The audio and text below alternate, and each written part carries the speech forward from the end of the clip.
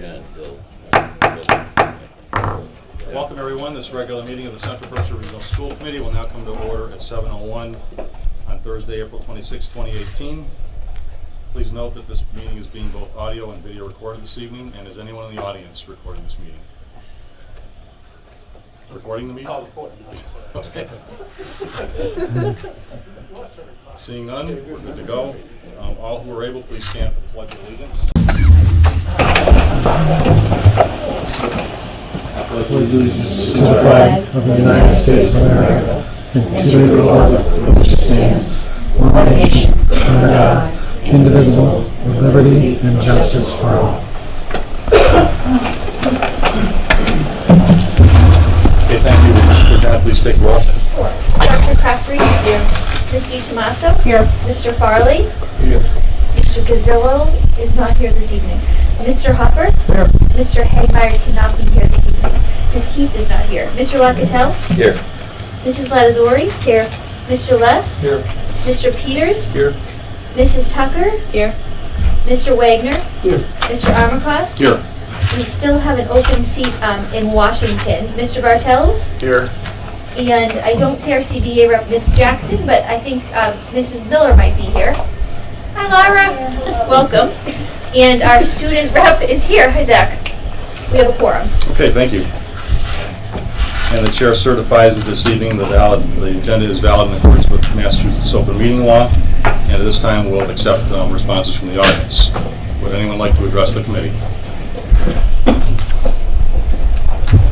Hi, I am Suzanne Town. I have a daughter who's a junior at Wacona, and come to our attention. And the first thing I would like to do is thank all of you for being here, doing this work.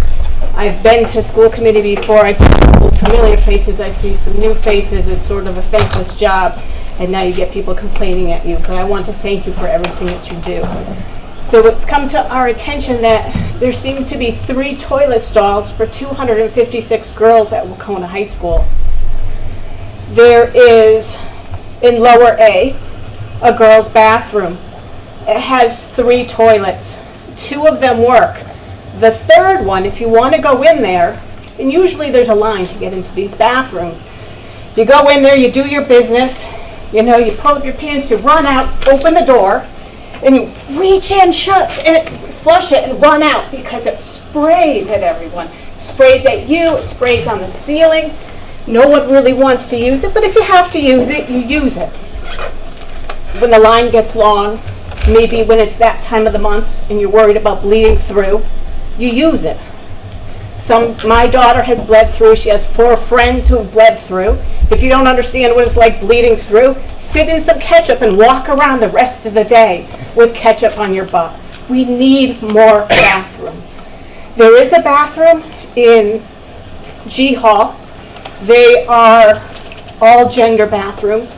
There's 2 single stalls, so boys can use that, girls can use that, and the girls have decided, well, if you have to do a number 2, you go to G Hall and do number 2, because we have to get that other bathroom, which is closer to everybody, to be able to do number 1 and get through it. So you go to number 2 to do the stinky stuff. There is a mid-B hall bathroom. The girls aren't allowed to use it. The boys in lower A have 5 urinals and 2 toilets. So they have 7 places to go to the bathroom, where the girls have 2 and a broken. And then the boys can also use that mixed, or that all gender, two single stallers down in G Hall. So the boys get 9. If you look at the health codes, you're supposed to have 1 toilet per 14 kids, unless you have a really good reason. We have 256 girls with 3 toilets. The girls have signed a petition, over 100 signatures, asked the administration if they could open up another bathroom. They said we really need to put cameras in front of these bathrooms because there can be trouble. We're still waiting. If you're walking around with ketchup on your butt all day, it's a long wait till next year when you can actually have a bathroom that you can get to and there's not a line. There's lines during 4th period, 5th period, between classes. There's lines for these bathrooms. There's 3-4 girls standing there they have to go. Do we really need this? Apparently there's another bathroom with no dividers in it. Could we please get some dividers and put them in there? If we need to have cameras outside and we have to install cameras, can we put porta potties out front? I'm sure there's cameras out front of the school so the girls can go out and you can watch them on your cameras and we can be safe. We need something, and we need it quick. Thank you very much. Okay, thank you. Go ahead. Thank you, thank you, thank you. And you probably have the most sympathetic ears of a superintendent you could probably find right now, so. Yes, I saw you ask for the keys to the bathroom. So we are aware of 3 toilet stalls that do need to be fixed and are going to be fixed when the water can be shut off this weekend. I do absolutely agree with you that we have facilities that have shower curtains. I think some of our female school committee members and I have experienced that here, that need to be replaced with doors. Absolutely.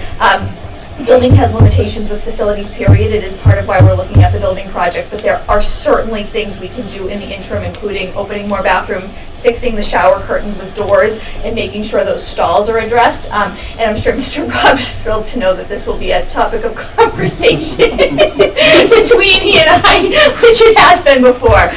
So yes, we're far from perfect. We've got limitations in the building, but we can certainly be a lot better than everything you described. And we will make some changes and talk with some of the girls directly as well to make sure that they're well communicated. Thank you. Thank you. Thanks. Mr. Diver? Thank you. And again, I want to echo all the great work everyone does here. I met a few through the vision sessions, et cetera, for the new high school with some neighbors in the area. But I want to talk about an issue about bullying at Essex. 4 weeks ago, I didn't know if my comments were going to be positive or negative. For my own personal issue, I would say it's positive, but it took a lot of work and a lot of meetings to get there. I want to thank Mrs. Kasdan for stepping in and helping us out with these issues. It was a long-standing issue about my son being bullied at Nesicus over the last couple of years. This year it got worse, to the point that there was a physical violence issue that he got punched in the back a few weeks ago. So we really want to take these issues serious. Every student has a right for education, but every student also has a responsibility to act decent when they come to school. I'm happy to say that because of the policy changes that were implemented, again with your help, Mrs. Kasdan, that the no contact order from the high school was actually implemented at Nesicus, and that went into effect immediately. And at the point of a few days later, there was another issue with the same student targeting my son. That student was removed from 2 classes. So since that time, I've talked to other parents who have had similar issues that they say administration has done nothing. I want to urge those parents to re-engage in those conversations and have another conversation with administration, because I think they have some more tools at their fingertips to use. But they're also changing the intake forms so students are clearly able to identify if they feel like they're being bullied. So I believe that change has been implemented and has been quite helpful as well. However, parents I've talked to, teachers I've talked to, bullying is a significant issue at Essex that needs to be addressed. And most recently, I heard that teachers also being verbally assaulted by students and others, which I think you'll hear more from my wife on that particular issue. We believe that our children, my daughter Juliana, is receiving a great education at Essex. So they're doing both well, but we do have to address bullying and continue to keep our eyes open on that issue. Thank you. Thank you, Mr. Diver. Would anyone else like to step?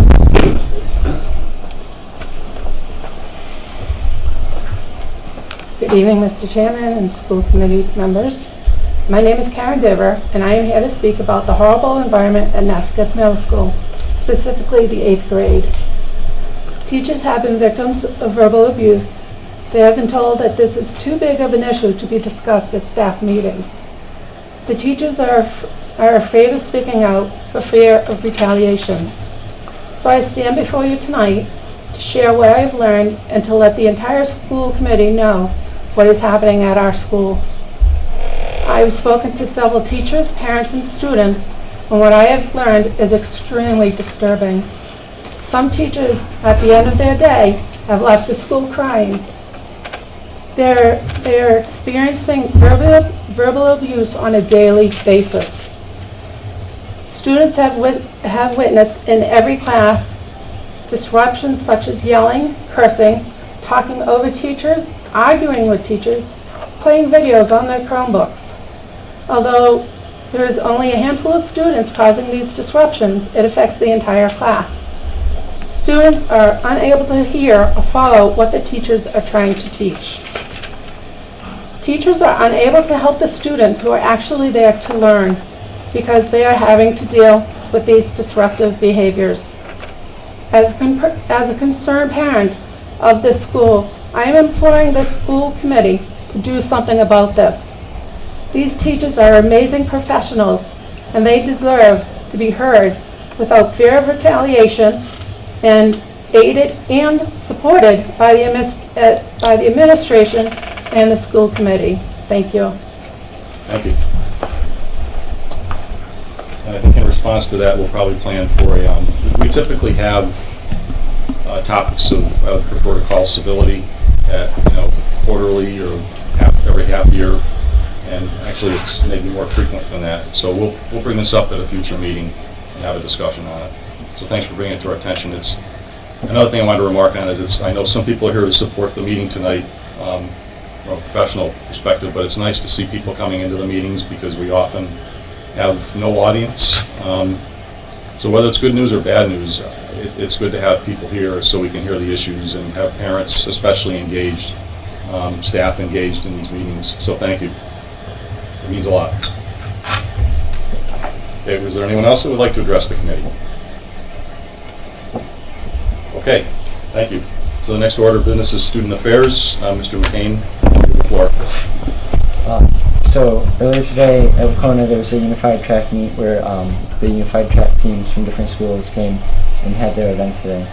And there's also a girls lacrosse game going on right now against Lee right here at Wacona. And there's also a softball game against Hoosick that's taking place at Pine Grove Park. So congratulations to the unified track team and coach our girls lacrosse and softball team. Good luck to them. Yesterday, the language department held a school-wide concert featuring the band Goza, who played music from Latin America, Brazil, and Spain, and even invited some students up to be part of the percussion section in some of their songs, and it was a really special event. They also had meetings about senior privileges and the end of the year schedule. So the seniors only have 16 days left of school left, and I believe 37 for the rest of the students, so we're really getting close there. Tomorrow we have Reality Day.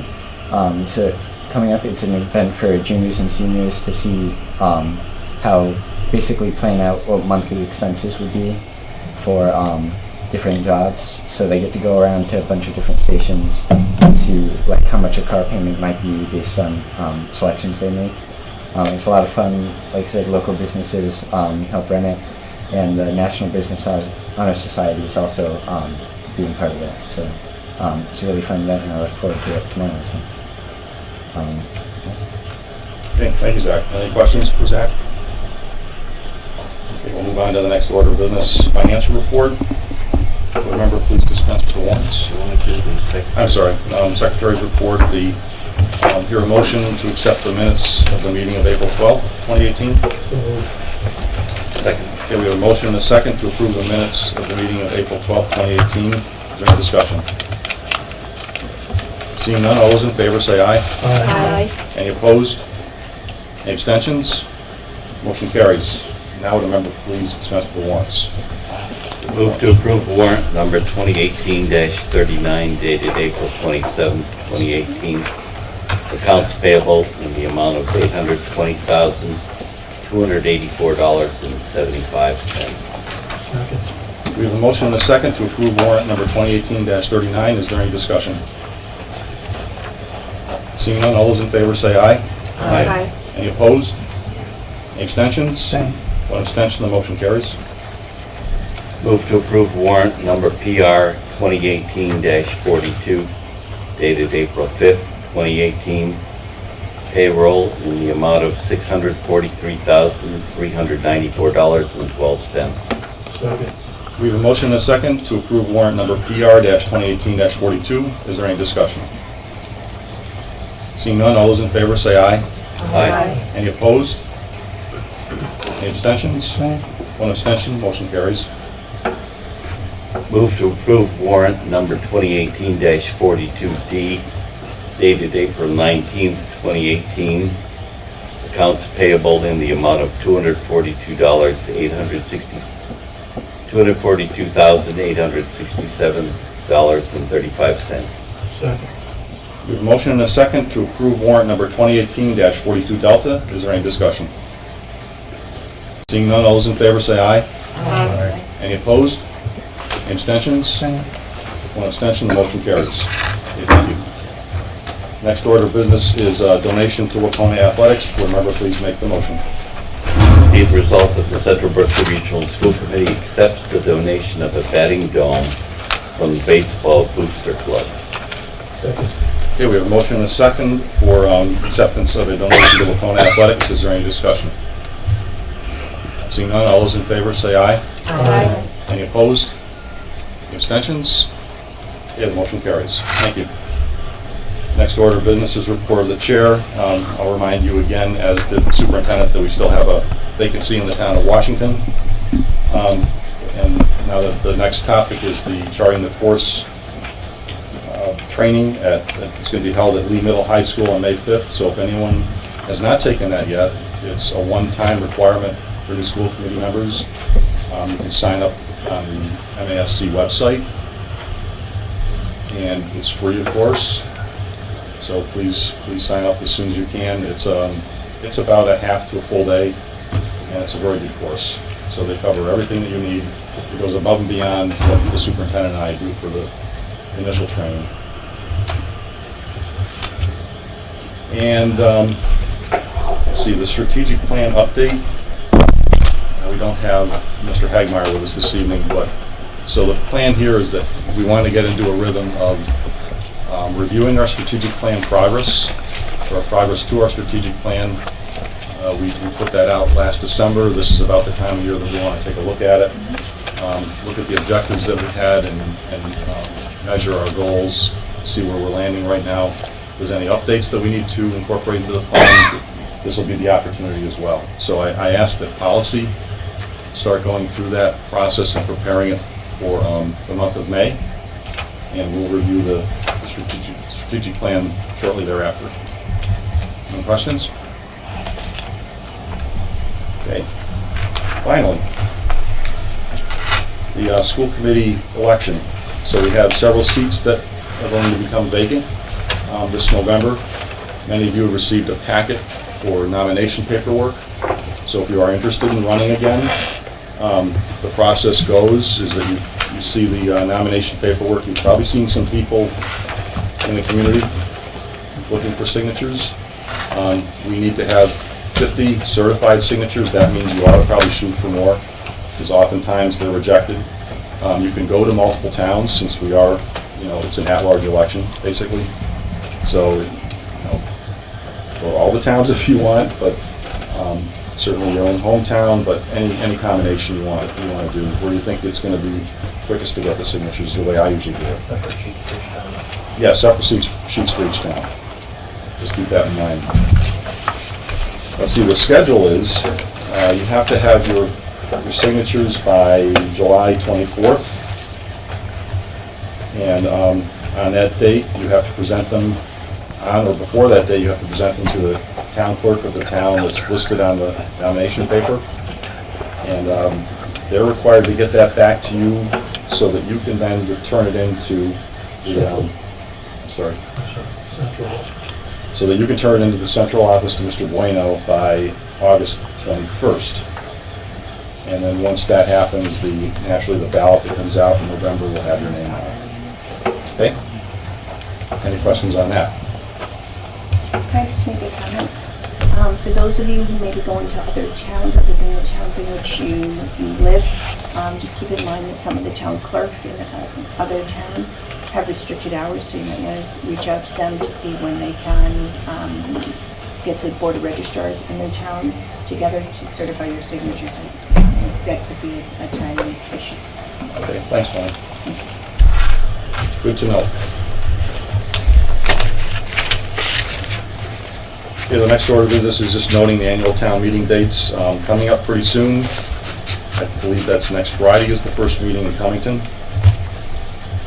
And now we'll move on to subcommittee reports and recommendations, and we'll go to curriculum. We have not met, but we will be meeting on May 10th at 6 o'clock, prior to the school committee meeting at Kittredge. Okay, great. Any questions or topics the committee would like curriculum to take up? Okay, we'll move on to finance. Okay, so we met this evening right before the school committee meeting. We have sent to the committee members the audit from 2017, which I gave a report on in the previous meeting, but this is for information. So I don't know if there are any questions on that before I talk about what we talked about tonight at the meeting. Does anyone have any questions on our audit? Okay. Okay, so at tonight's meeting, we discussed, Mr. Locatell prepared an OPEB settlement proposal to the town of Cummington dated April 23rd, 2018, which we reviewed in detail. And at our meeting, there was a motion made to authorize Mr. Locatell to send the document that I just referenced to Attorney Dupre for review and to request from Cummington a copy of their education plan. Okay, thank you. Any questions for finance? All right. Thank you. Policy. Sure.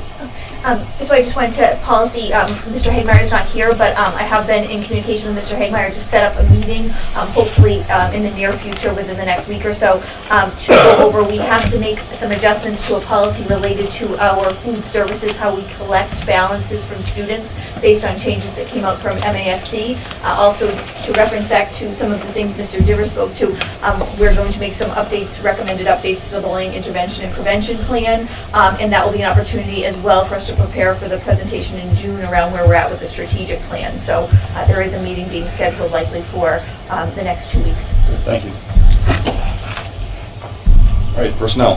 Mr. Locatell. I have a report, but it should be an executive session, so I would propose to do that toward the end of the meeting. Okay, if there's no objections by the committee, we'll move it to the end of the meeting. Yeah, what about the basketball coach? All right. Okay, the next order of business is under personnel to discuss the approval of a position for unified basketball coach. We didn't have time to bring this to personnel, but Mr. Locatell's aware of it, so we can take it up as a motion. Be it resolved that the Central Berkshire Regional School Committee approve the addition of a unified basketball coach for the 2018-19 school year, consistent with the stipend amount agreed to through the memorandum of understanding with the CBEA. Okay, we have a motion and a second for approval of the position of unified basketball coach. Is there any supporting material or discussion on this by the administration?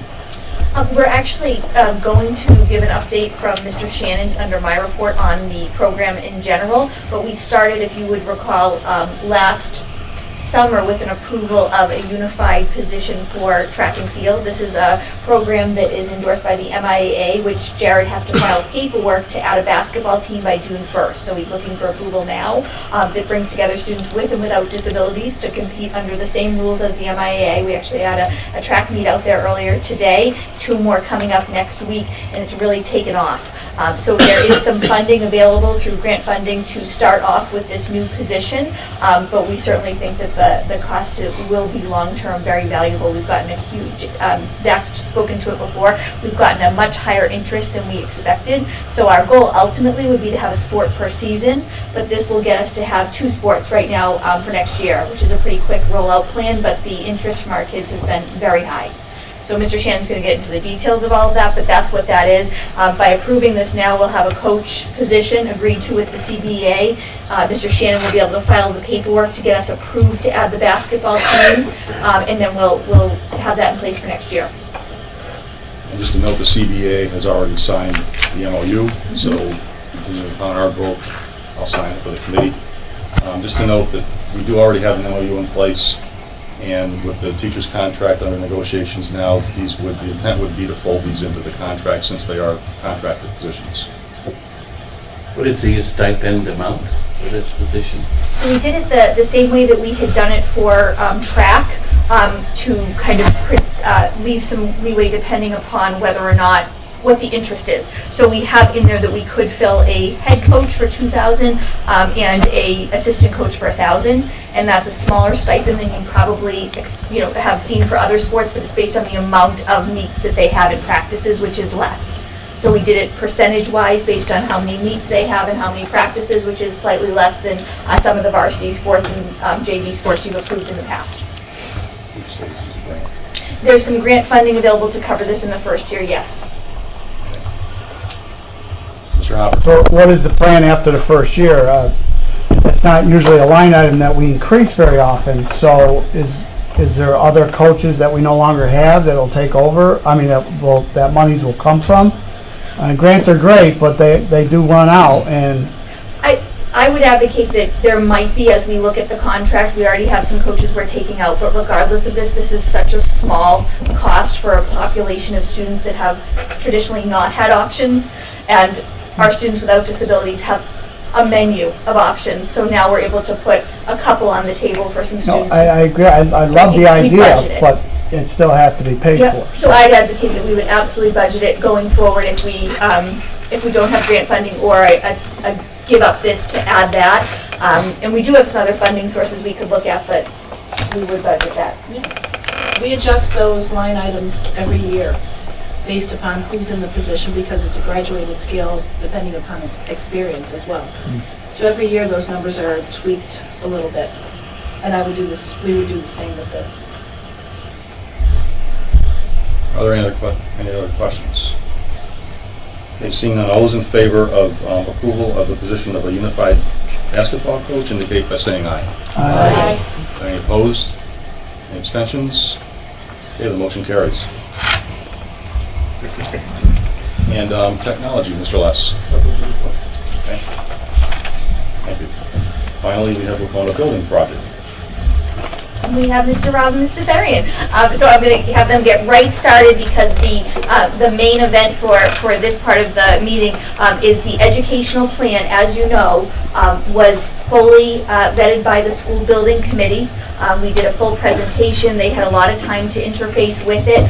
It was the product of a lot of work from a working group, which is a subset of the school building committee, but the heavy lifting was largely done by the two men who are going to present tonight, who are really a driving force behind this project and spent countless hours on it. In addition to that, we had the support from DRA. They've already looked at it. They gave us a lot of comments. There was a lot of dialogue. So the report that you have, that you received last week, is the reflection of all of that. School building committee's approval, DRA's input, Mr. Therian and Mr. Rob, countless hours of work on it. And this is the final step to get approval so that we can submit the requirements to the MSBA by May 7th, which include this plan, that the school committee is a piece of approval for the final piece to approve. So Mr. Rob and Mr. Therian are going to give an overview presentation of it. Anybody in the audience wants to see, we have a presentation here, and you want to move over. You don't have to, but. First of all, we do want to start by recognizing both Carl and Vladimir from DRA, our design team, not only for all the work that they've put in and the thought that they've put into the feasibility study thus far, but just the ability to be able to work with them has been fantastic. We, for lack of a better term, love these guys and the work that they've been doing, and we certainly enjoy working with them. I can also say they know every nook and cranny of this existing building right now, both the working and non-working toilets as well. They are very much aware of the situation here at our school, and they are working tirelessly to come up with some great options for us that we'll start making bigger decisions about later on in 2018. The education plan, you want to flip to the next slide real quick. The education plan for the Wacona Building Project is in draft form. It is currently in draft form, and it's going to remain in draft form through the time that you vote tonight and through the time that it's submitted to the MSBA on May 7th. It remains a draft, and I can liken it very much to handing in a term paper. And you're going to hand this into the MSBA, but they're not going to grade it. They're going to make comments, and then they're going to return the plan with comments back to you after about 3 weeks, and then we're going to have about 2 weeks as a building committee to address some of those comments. So it's very much a collaborative process between us and the design team, but also between the school building committee and the MSBA. The education plan that we followed, the format that we followed, we chose to follow the one that the MSBA uses as the model. So if you read it in text form, really it breaks the plan down into two pieces.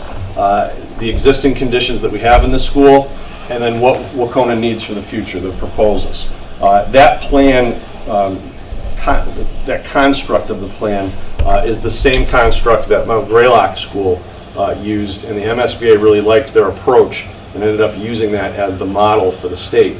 And we chose to follow that model as well because we thought it was clean, it was concise, and it was clear, and that's what we wanted to make sure happened with this particular plan. So the process to develop this document was very collaborative. We had 2 full-day visioning sessions. So some people here were part of that process, but it was 40 people representing our entire school community. We had teachers and students and staff members, school committee members, building committee members. We had people from the community who weren't directly tied to the school. And it was 2 days of working with an educational planner to look at where education was, where it is now, and what are the possibilities of where it's going to go. And from all of that, we collected what's important to Wacona. And this helps define the vision.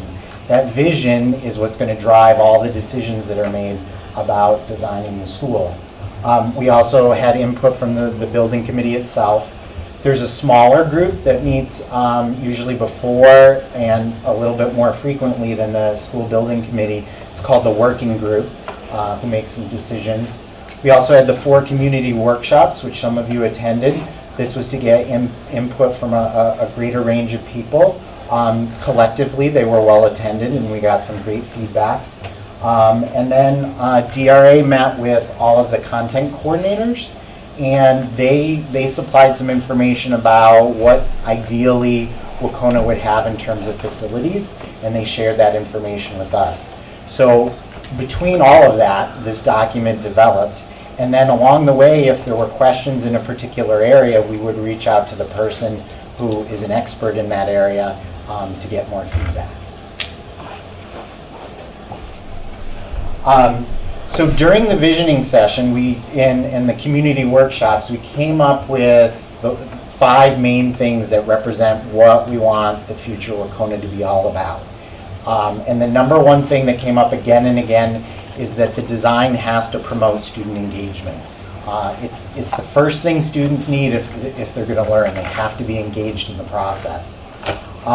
We also need to think about ways of designing both the school in large and each classroom or each educational space to be flexible. We need to be able to use it for a variety of purposes, to have furniture that you can move around for different activities. We also had a strong commitment to 21st century skills, which is communication, collaboration, creativity, and critical thinking. Thank you. And those are the skills that colleges are looking for. There's a reliance on content, yes, but we need our students to be able to think and be creative. So we want spaces that can promote that. Probably the biggest thing we heard at the community sessions was about green spaces, environmental impact, energy efficiency. So that's something that we want to definitely incorporate into the design plan. And we also had a lot of talk about security and safety. One of the things that I would add, particularly for the second bulleted item about flexibility, is creating a facility that's going to stand the test of time instructionally for the next 30, 40, 50 years. We cannot safely predict what education is going to look like in 25, 30, 40 years, but we are starting to see some patterns and trends develop in education. And one of those is that the dividing lines that used to be quite stark and clear between math and science and social studies and English and so on and so forth are beginning to blur. And keeping in mind that there might be more of an interdisciplinary approach to education, particularly at the secondary level, in the next 25, 30 years is something that we kept at the forefront of our minds in developing this plan. So these are those key 5 things that are going to be driving decisions over and over again. So towards the end of the visioning sessions, the ed planner helped put together a conceptual layout, and this is a slightly different version of this. This is one that DRA drew as a result of that showed what are called key adjacencies, and that's one part of the educational plan. It's what parts of the building need to be near each other for function. And in this design, there's sort of a division in the school. There's a public zone that includes the cafeteria, which is referred to as the student commons, because it's a multi-purpose space that functions more than a cafeteria. It also functions as the lobby for both the gym and for the auditorium. So this side of the building can be closed off for public events, and then this side is the educational side. At the center of it is the Learning Commons, which is currently the Library Media Center. And then there are classroom clusters, groups of classrooms that are put together. And in the next slide, we'll talk about the reasoning for these clusters. There's a couple other places in here. We've got art and tech ed. K is for the kitchen. We also have the main entrance with administration pretty close. These are not drawn to scale. They're just to show you what should be next to what in terms of what we think will best function for a school. This is all about adjacencies. This is not a floor plan. And I think the first time we looked at this, we got all excited. But the fact of the matter is it's not a floor plan. It's all about adjacencies. And really, it's taking the ideas that came out of the visioning sessions and the community workshops and at least putting some sort of vague plan on paper. But this is by no means a floor plan, and we would not want to brand it as such. So one of the key problems that we have right now at Wacona is because we're in long corridors with rooms just stacked one after another, it's hard to work with lots of other teachers and for students to find collaborative spaces for them to work together.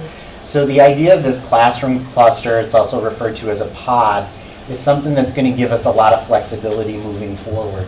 And it's the idea that in the center of the pod is what's called a breakout space. And this is where students from different classrooms could work together on projects, or if there's a teacher that wants to separate groups out and send some people to work in here and some within the classroom. It's surrounded by classrooms. There'd be a science lab, a smaller classroom, and a teacher workspace. And the great thing about these is that they could be organized in different ways. The first diagram showed that there may be 4 pods within the school. So if you have these different pods, you can organize the school in different ways. Right now we're sort of on a department model. You could do that with this, but you could also create themed pods. So there might be one that's a STEM focus where math and science are together so that those subjects can work together. Or you can take the leap into an interdisciplinary where each classroom would represent a different department so that teachers are working together on projects across curriculum. This seems to be where things are heading in education down the road. So we need a building that can be flexible enough for any of these models or to fit a model that we don't even know exists yet. One model that was ruled out pretty early on coming out of the visioning sessions was a grade-based configuration where you would put, say, 9th grade in one pod and 10th grade in another. We came to the realization that we're a small enough school community. A, we don't feel like we need it, and B, there's a priority here about, growing up and maturing and that sort of thing, and we really think that 14 and 15-year-olds experiencing school as 17 and 18-year-olds and modeling the right behaviors is something that we want to keep on track here at Wacona. Now, not shown in this diagram, each pod would also have a special education resource room, an academic support space, and a CTE space. That stands for Computer Technology and Engineering. which we'll talk about that space in a little bit. So one of the things before we move to the next slide, particularly about special education, is you want to, in constructing a plan for a new or renovated building, you want to make sure that you're not isolating all of the special education spaces into one part of the building. You want to be able to interdisperse it into the general education learning areas so that once again the lines become blurred and they aren't so segmented. So we're going to kind of take you through each space. I took some pictures off the internet just for conceptual reasons, so this isn't necessarily what it's going to look like. But for the main entrance, we're looking for a secure entrance. So it actually would have two sets of doors. There's the door outside, and then you come into a small room like this, and you can't get access through this second door during school hours. So there's a pass-through window here, so that if a parent needs to drop off a lunch or stuff to change for gym, they don't actually have to come into the building. There would be a person here, an administrative assistant, who would be able to buzz people through. So it really helps keep a secure entrance. Just a couple other words about that. We're in our education plan, and you'll see more about this when we show you another slide. In the conceptual drawing, it showed the administration bubble being rather large and the guidance bubble being rather small. I don't know if you remember you saw that. We're actually advocating for those bubbles to be reversed in size, where the administration bubble would be rather small. So the only three people that would be working in the office would be the principal and two administrative assistants. We're actually going to advocate for something called the Student Support Center, which we can talk about a little bit more, that would have a different feel and less of an office feel to it. And there it is. There it is. Forgot that was the next slide. So the idea behind a Student Support Center is to bring together all those people who support students. And one of the challenges that we have here at Wacona is that if a student needs to see, for example, the school adjustment counselor, she's currently located in a room that is in a main corridor. So if students are going into that space, the students around there who in the hall know that that person is going into there, so it's a privacy issue. So the idea is if we cluster all these services together and somebody's down there, you're not necessarily going to know why they're there. And this is the team that really comes together if there's a student who's in need. These are the key people who are going to support our high-risk students and our students who need TLC. So it would include guidance and the guidance administrative assistant, the school psychologist, school adjustment counselor. There'd also need to be a room, which we currently have now, that's for college and career readiness. We also need better conference space. I don't know if any of you have ever been into the conference room in the guidance area. It's really tiny. This would also be where the assistant principal's office is, and probably not directly attached, but near there would be the nurse's office. The nurse needs a little bit more privacy and extra space. These are the people that we consider at Wacona to really be the student support team beyond the teachers in the classroom. And the two driving forces behind this notion, and you don't necessarily see this in some of the other education plans that we've read for ourselves. The idea, typically you would picture the assistant principal's office right next to the principal's office. And I have to say, I like our assistant principal very much, but that's not how we operate. That is not how we want to operate. We want to be able to separate what we do, and we very much delegate to one another what we do.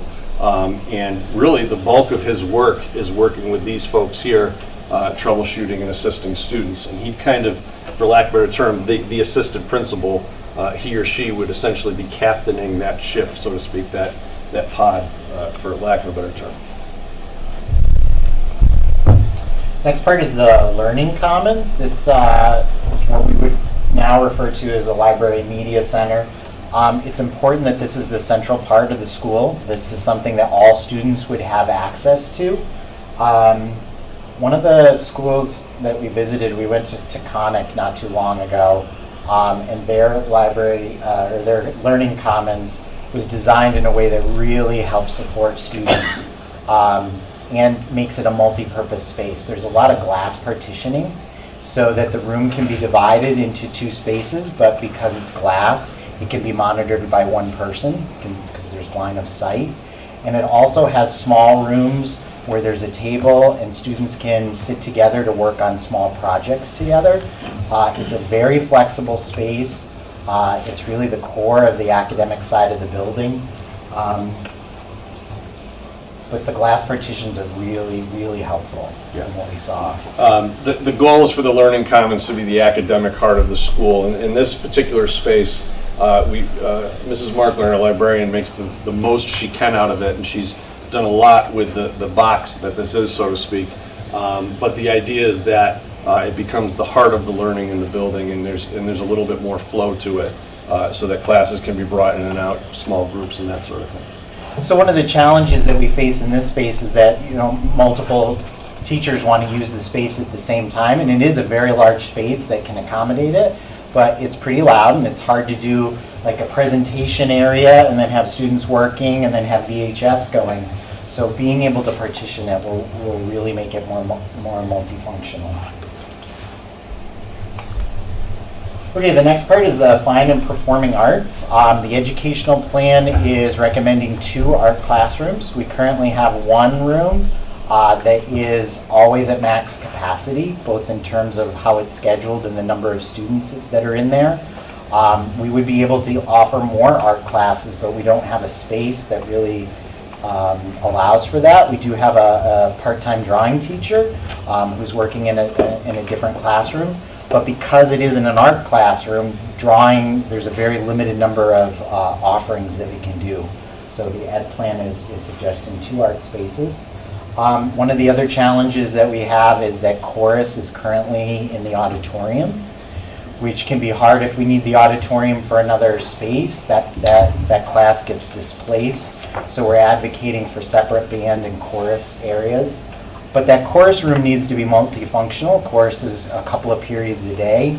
So it could be used for drama. This one shows like a mirrored wall here, so the chairs could be moved out and they could use it for preparing for musicals. They could use it as a dance room. It could be a rehearsal space. It could be used as a classroom space. So this is one of those examples of how we need to make things more multifunctional. We definitely need practice rooms. Our practice rooms currently double down as storage spaces, and we need separate storage, which would include costuming, uniforms, instruments. There just needs to be a lot more space in this area. And then we need a classroom with technology support. We currently have music theory class and music production that are not much bigger than a closet. There's just enough room for the 6 or 7 stations that they have in there. And again, it's a course that has more demand, but just because of our space limitations, we can only offer it to so many students. This slide also represents particularly the multi-purpose chorus room. The key word throughout this entire plan, whether it's used explicitly or is it implied, is the word flexibility. Being able to get the maximum usage out of the space, whether it's a new or renovated building.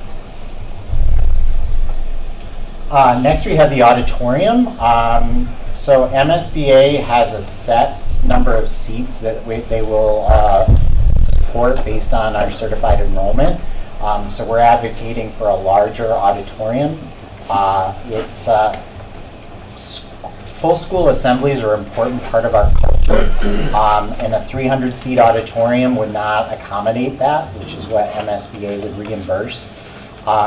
In addition to being something that's really important to our school culture, that space is also used by our community for town meetings. We have the dance recitals there. Lots of events occur in that space. If any of you were able to come to the musical, we had huge audiences this year that again would not be supported by that space. We had, I think, between 400 and 500 people at each performance. This is something that we'll definitely be talking more about, asking for a larger space. We need to make sure it's fully ADA compliant. I don't know if you've been in there recently. The lighting and sound system is on a desk in the corner in the back that is, I think it's literally bolted because we can't lock it up and have it in a separate room, which is really ideal for when they're putting on performances because the people running it need to be able to talk backstage via microphone. So it's a really, really tough setup. So we definitely need a sound booth and lighting booth. And we need sufficient backstage space. It's difficult to work in our wings. The side space of the stage doesn't have a lot of room for setup for the set. The auditorium was something that the school building committee, the working group, has spent a lot of time discussing. It's important to understand our current auditorium seats 650 students. The one thing I'm going to ask, Carl, I don't want to put you too much on the spot, is if you can kind of, especially for those that have never heard the spiel before, we've heard it, if you could kind of explain the complexities about the auditorium with the MSBA. Sure. The state obviously reimburses these projects to a great deal, and they want to control the purse strings to a certain amount and be fair throughout the Commonwealth. And so they've drawn kind of, you might say, an arbitrary line that says they'll support high school auditorium up to 2/3 of the enrollment size, because in their logic, they recognize there are times where they're all school assemblies, but for the most part, they're very expensive spaces to build, and they aren't as utilized as classrooms are. 5 or 6 periods a day a classroom's used. An auditorium doesn't see that kind of usage, and so for a while their policy was, even if you wanted to spend the money yourselves as a district, they wouldn't allow you to build anything larger than 2/3 of the enrollment, which in this case is somewhere just over 300 students. But fortunately, they've changed that policy within the last less than 2 years now, which they will allow larger auditoriums. Clearly, the district has to pay the difference. But as was mentioned, there was a pretty extensive discussion between the administration, the working group, the full building committee, and understanding the value of the larger auditorium for this district. The building committee has supported the educational plan, which calls for, we say 5,000 square feet, which the MSBA would translate into 500 seats. We really think 5,000 square feet, we can get in 550 seats, which is about the enrollment of the school right now. Even though it's projected to decline in the future, we still think you could get 550 seats in that space. So at the end of the day, the education plan, we're proposing an auditorium that seats the student body.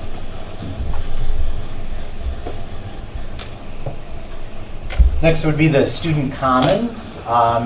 One of the things that's kind of challenging about our cafeteria is it sort of has a mess hall feel. The tables are all lined up in rows. It doesn't really support students working together outside of lunch because it's just hard seating wise. So we'd like to recommend better seating options, round tables. There's some oval tables in this picture. This is also going to be a multifunctional space. In addition to being the cafeteria, it'll also serve as the lobby for the gym and the auditorium, which is really great because if you're having a reception afterwards, after a play or something, you're right there in the cafeteria, and it would be easy for concessions for games.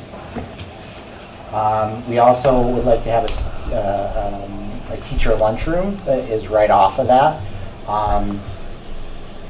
One of the things that we're going to look at in a minute with the teacher planning rooms, which are part of the pods, is that there's a concern that teachers might stay in their own little area and not get outside to work with people outside of that. So we want to make sure that there's a space where all teachers can gather. Some of them buy lunch. So that's a space that's going to be important to us. The other difference with this is that we're going to move to a scramble style lunch, which means that it's not you get in line and you take your tray and you just go through the line. It's more like a food court, so there would be a couple of different stations and students go to each station. Probably the cash register would be right outside of that area in the student commons itself. So we're moving from chow line and mess hall to food court. More of a collegiate feel. This was something that came as a surprise to us with the physical wellness is we didn't realize, or I didn't realize how small our gym was in comparison to what is typical for schools our size. So we have, it's about 9,300 square feet. MSBA supports 12,000 square feet. The difference with our gymnasium space is the cross court size. So it's lengthwise is okay, but widthwise isn't a full court size. So they'll build they'll reimburse for a larger size gym. They'll also support an auxiliary gym space, which could translate into a weight room or a yoga studio that would be about 3,000 square feet. That would definitely need to be a multi-purpose space that could be used both during the school day and after school for athletic teams. Definitely need to improve locker rooms, and there is room for more storage in the plan than we currently have, which is always a problem with all the athletic equipment. We're actually really excited about our physical wellness programming for next year because we're kind of breaking it up into actual smaller physical wellness courses. We had about 120 students sign up for yoga, which we're pretty excited about. They're going to be taking yoga class on the stage, at least as opposed to in the hallway where they do it now. So we're graduating. We're moving to the stage. But this gives you an idea that that flexible PE space and maybe even once you get into more of the design phase, being able to partition it a certain way or section it off a certain way, we can get the biggest bang for the buck in our PD area. Some of the schools that we visited in preparation for this had one big space that had like a dividing wall, and then I think at DeConic they decided to separate them out into two different spaces, so that's something that would be further down the line. So we're kind of right at the next step. The school building committee today approved what's called the PDP, the preliminary design program, and it's huge. It's this long. It's got all these documents supporting what Wacona is now. They did all sorts of engineering studies. They took us through today all the different steps. So if the ed plan is approved tonight as part of this submission, then this would go in May 7th. They'll give us feedback, MSBA will, and we have a very short turnaround time, which we were kind of talking about today is going to land during senior week for us, so it's going to be a crazy, crazy turnaround. And it's a back and forth process until we come to an agreement. Over the last two meetings, DRA has started to present us with some various options. So at the bottom, they include a base repair, just what's going to be involved in just fixing the structure of the building, putting a new roof, putting new windows, new HVAC system. What was included there? Roof. Yeah, roof. Making everything ADA compliant. Those were the big things. Then we've seen a couple of renovation options, some hybrid options that are both renovation and addition, and then new building options. About 12 to 13 options? 13. And so what will be happening in the next couple of months is the school building committee will be coming up with criteria to evaluate those different options to make sure they meet the ed plan, to look at costs, environmental impact. We're gonna brainstorm a whole list. DRA has a great list going for us already that they've been used from other projects. And then we'll just take them one at a time and see which ones fit our needs the best. By September 12th, is it 12th? We have to come up with our one design plan to move forward with. Just two things in closing, and I'm sure some folks may have some questions, but first of all, I cannot say, and I am speaking for Sean when I say this, I cannot say how excited we were. It was a lot of work, but to sit down and actually talk about possibilities and to have a back and forth, whether it was with our content coordinators, with DRA, with our central office administrators, with the working group, with the school building committee. It's exciting to talk about what could be and the possibilities. Once again, keeping in mind it's in draft form, but it's exciting to actually start to explore. The second thing is I did contact the principal when we were handed this assignment, basically, and I, who went through this particular process and the educational planning, and I asked her, you know, who did she include in the process of actually putting pen to paper, and she said, well, I did it myself, which was absolutely a terrifying thought. So I do want to publicly thank Sean. Sean is our science coordinator. He's a member of our staff, highly respected, and is as invested in this as anybody else, and I do want to publicly thank him for being at my side for this. It was incredibly valuable help, so thank you. Great, that's fun. Thank you. Are there any questions? Okay. Yeah, I just wondered, I saw the student service slide. Is there space for speech therapists, physical therapists? So one of the things that, when you get into what I would call special education spaces, you don't want to become too definitive too early. Carl, correct me if I'm not saying this correctly. Because the state actually gives you the greatest leeway with special education spaces, so you don't want to become too definitive. So for argument's sake, OTPT could happen down in the physical wellness area. It could happen in a room more in the academic area. Speech could happen in the academic areas. You know what I mean? You could actually, in one of the resource rooms, schedule speech into it, and it would be happening almost like a class, like the rest of the students. And it wouldn't look necessarily so separate or segmented from the student population. We did not get that explicit for the purpose of keeping special education spaces as flexible as possible. Too often in the past, speech rooms were in book rooms or Yes. in closets, so that's why I bring that up. Just Certainly a battle we fight now as well. Yeah, in sure. current building. and also facilities for bathrooms. Apparently, we're going to have plenty. Airport style. Lots of bathrooms Okay. with real functional toilets. I asked that question on the tour of the new Taconic, if there was going to be, as I put it, adequate seating, because my experience in education is, you know, the girls' rooms always had less than the boys' rooms, and I was assured by DRA that that is a standard, that there are a certain number of seats for women. So, yahoo. We are also keeping an open mind about gender-neutral options as well. I just want to make sure we're on the same page with that. Mr. Robert. You're going from mess hall to food court. When does whether we have the proper amount of staffing get involved in that? Obviously, mess hall has historically been, you know, all the way down. And if you've got 3 or 4 different places, now you've got 2, 3, 4, 5, you've got more people. And when does the fact of whether we can afford something like that get involved with that? I don't know too much about it. I've only seen the schools that we've visited, and it didn't seem to me like there was any extra staff employed. It was just a kind of a reconfiguration of how. Well, I guess you wouldn't really know unless you went to the other, you know, what was Right. before. I guess Yeah, that but would it be a question didn't. to ask. I guess I went to a school that was comparable to us in Uxbridge, and we were down there during lunchtime, and I did not see a number of kitchen staff that exceeded who we have. I'm only going off of that, but I don't have much more experience with that. The other school that seemed to have pretty comparable kitchen staff to us and student population was Lunenburg, and it didn't seem much different as far as staffing goes.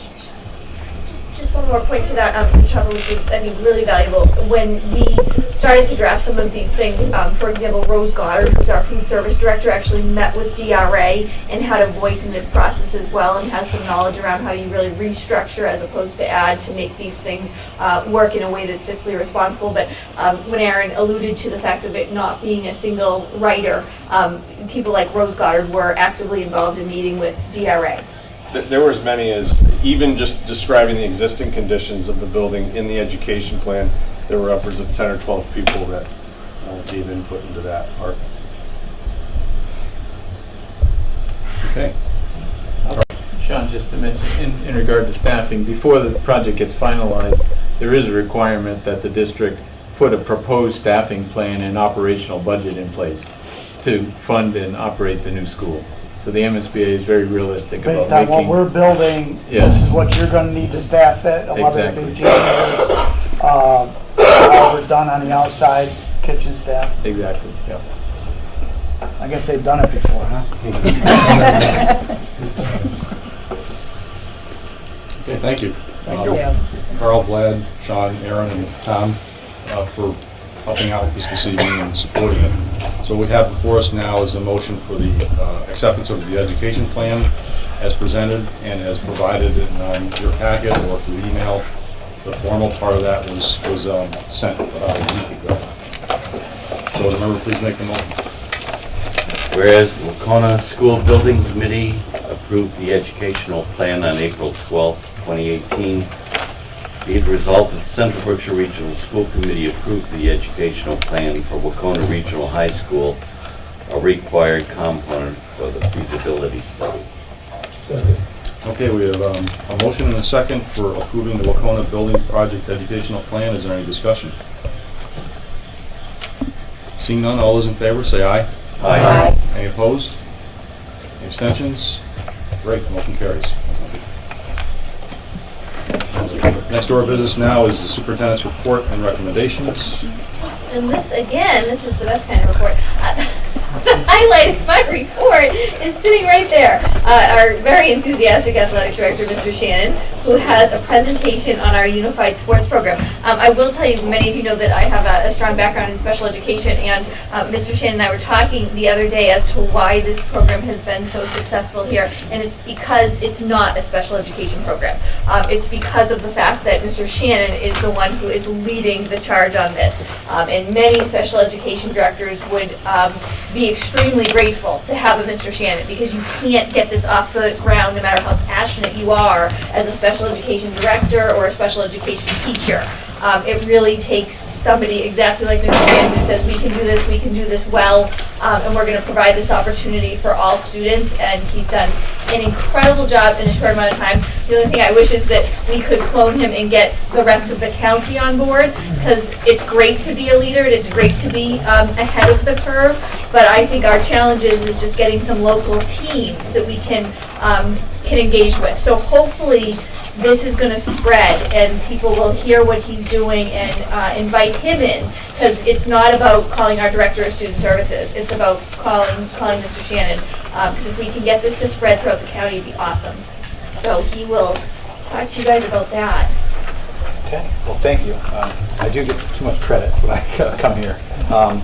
So I wanted to give you guys a little bit of an update about what's been going on. So what I handed you, first of all, was just my list of things. That's one on one sheet of paper. The other one was a modified version of the PowerPoint that I went over with parents, prospective parents of members of this team. So, I mean, long story short, I know that you all approved the coaching position for Unified Track last year, and I really appreciate you doing that for basketball this fall. And you know, Ms. Kazna said, we had a long chat about this. I think that the real success behind this program is the fact that this is not a special ed program, and the schools that treat it like a special ed program are the ones that are struggling to make this successful. The schools that are making this successful are the ones that treat it what it is, which is an extension of our athletic program. This is a varsity sport. It's going to be treated like a varsity sport, and every single rule that we have for every athlete in the school applies to every kid in this team.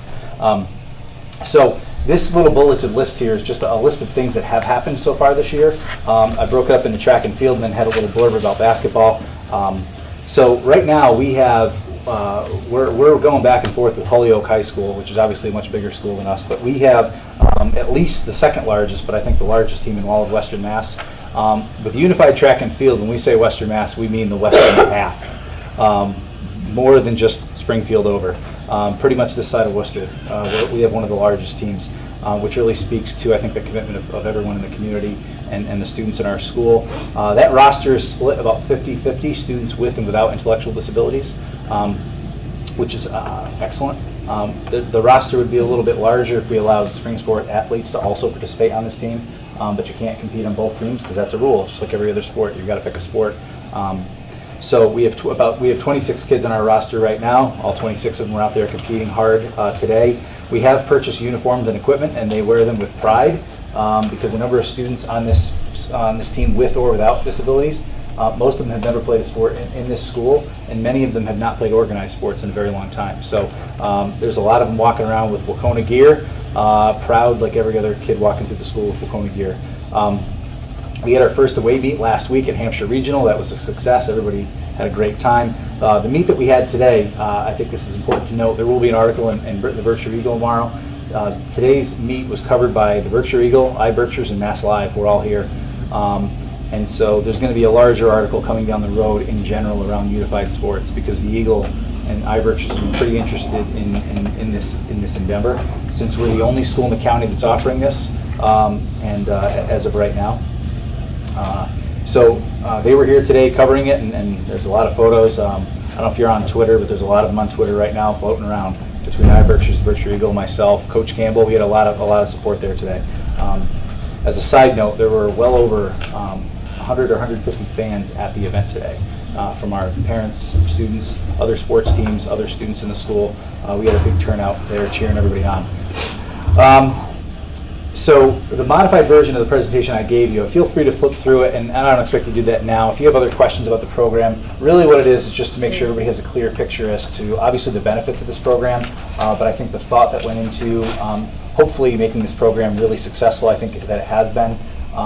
And we've looked to follow the same model for unified basketball in the fall. The interest in our school is really high. It's really high in all of our sports.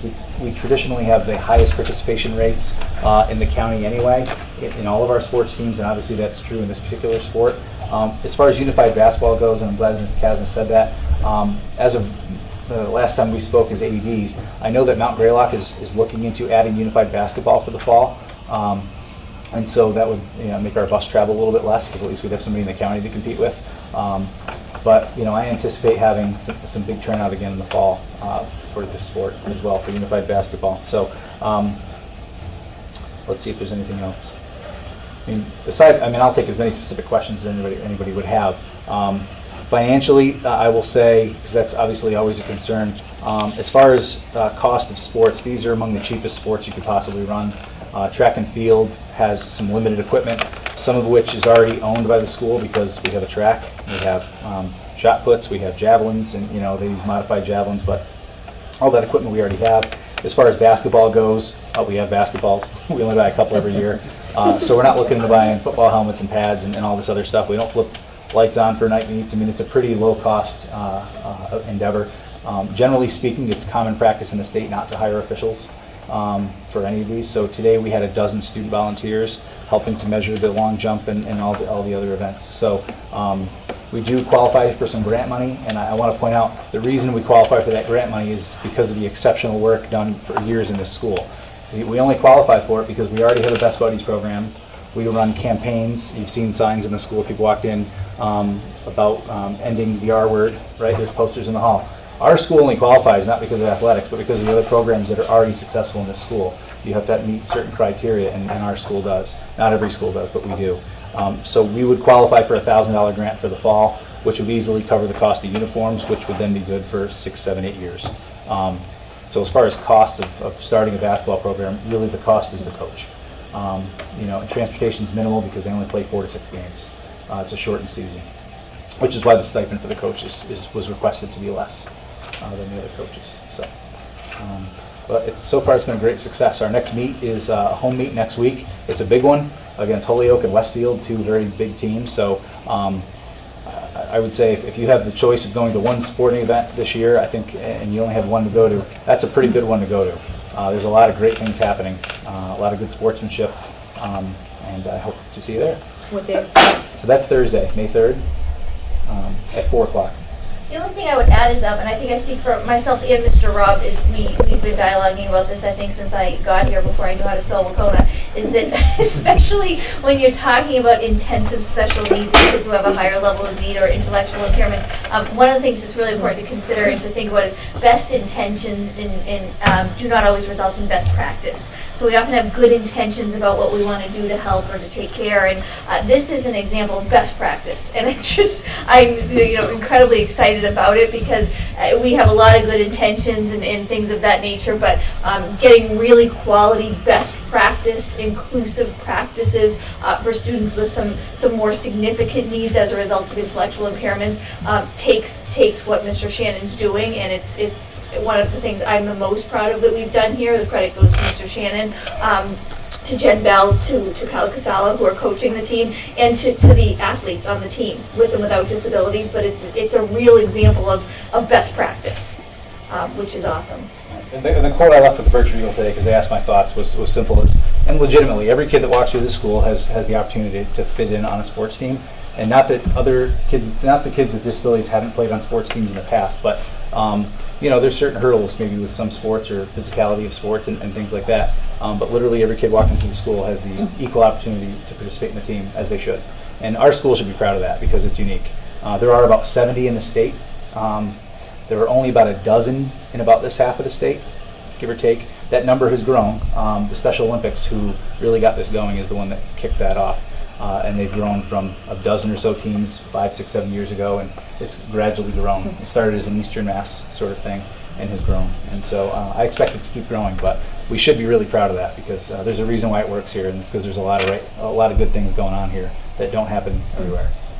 So, yeah, please. I think it's great, and you're charting the course for this. Have you seen, besides Mount Greylock and the basketball, have you seen any sparks of interest? Well, there are a lot of new teams in the Pioneer Valley. So, and as is commonplace in most of our sports, we're traveling to the Pioneer Valley anyway. So today we competed with South Hadley, Westfield, Holyoke.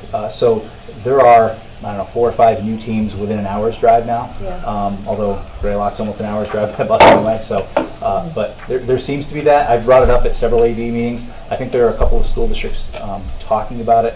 But to back what Ms. Kazna said, there are a couple of people that are hesitant, and they've said, well, I need to get my special ed director on board. And my response is, no, you don't, because I don't ask our special ed director about cross-country running. It's an athletic program, and your athletic director runs it, and your principal and your superintendent. Yeah, that's how it goes. So hopefully that'll work. I think it's working at Greylock because I'm fully confident they're going to have a basketball team. I think that would be a good first step. Any other questions? Thank you. Thank you. Thank you, Mr. Chairman. Sounds like an exciting program. Yes. So that's really the highlight of mine. Everything else is either digital that you want to access to see some of the things that have gone on, or please do make sure to let Mr. Bueno know if you are going to be attending graduation, so get a good seat. And again, just a couple things on what updates we'll have in May and June.